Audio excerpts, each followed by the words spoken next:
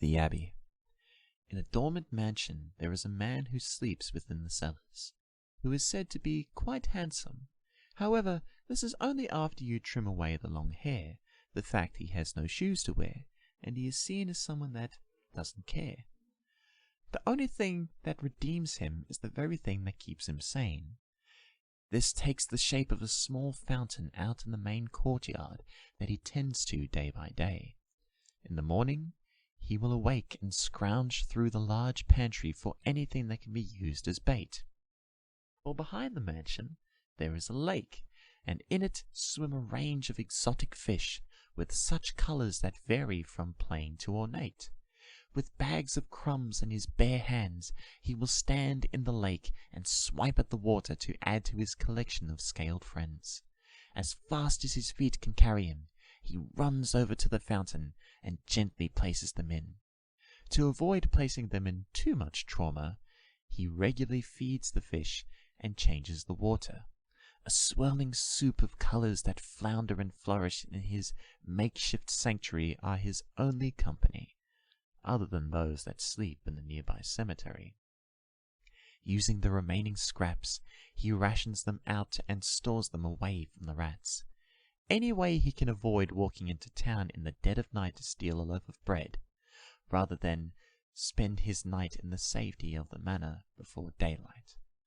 One such day came when he followed the same routine, and a new face he had never seen made an appearance in his quiet and quaint scene.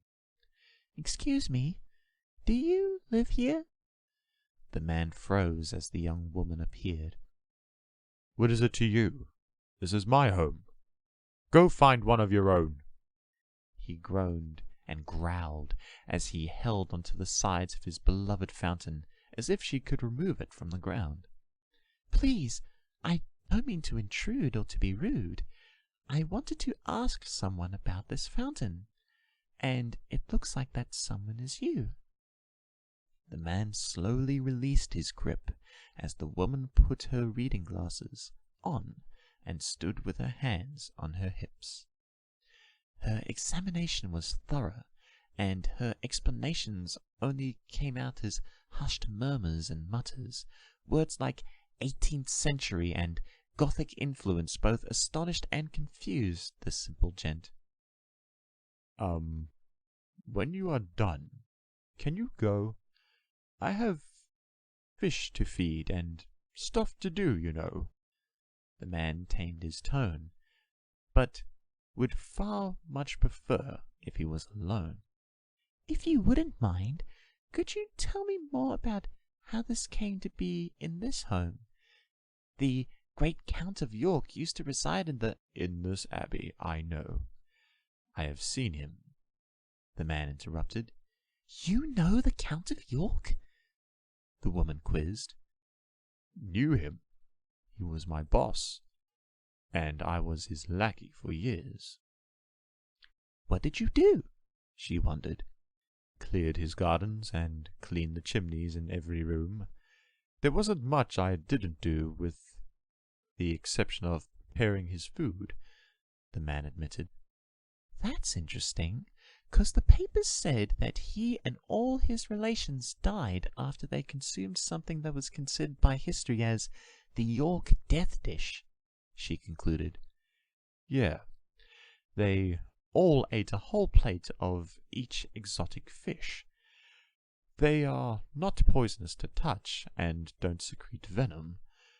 The whole family dined and died at the table, and I was tasked to bury them. I told them that these are the type of fish you should not eat, but no one listens to the tailor/cleaner/groundskeep." "Are these the fish that you are talking about?" she inquired as she witnessed a variety of small fish circling in the fountain's central spire. "Yeah, I collect them and watch them grow. They are the happiest and happiest little beings I know." The man smiled as he watched the fish go. "What about the fountain itself? It was carved out such of a precious stone, or the several treasures that reside in this home. Do you not have any interest in any of those? No. They are just dusty memories that remind me of how obsessed that man was with anything cold.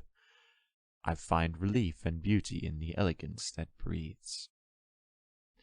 If I bring you food for your fish, would you permit me to look inside the Abbey? She bargained. You may do as you wish. Just watch out for the rats that scurry through the gallery. One more question, by the way. What business do you have with the Abbey, anyway? The man asked out of curiosity. I am with a production crew for the BBC, and we are looking to film a show that is set at the turn of the century. We have a working title, but we think this would be the better place, and if not the best place, we will shoot all of our scenes. She replied as she held her glasses by her side. What will the name of your show be? The man queried. Downton Abbey.